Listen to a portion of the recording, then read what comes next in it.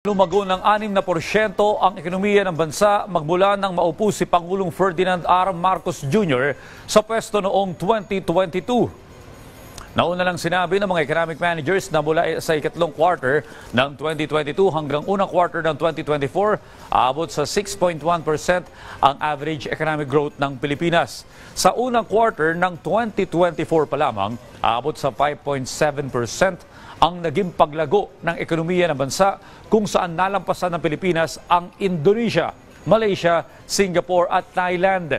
Ayon sa Development Budget Coordination Committee, inaasahang aabot ng 6 hanggang 7% ang magiging GDP growth ng bansa ngayong taon at inaasahan rin na lalawak pa ito sa pagitan ng 6.5 hanggang 7.5% pagsapit ng 2025. Ayon kay NEDA Secretary Arsenio Balisacan, habang patuloy na nagpapakita ng paglago ang ating ekonomiya, makatutulong na mapanatili ang paglago ng ekonomiya ng bansa tulad ng pagdevelop sa ating mga infrastruktura.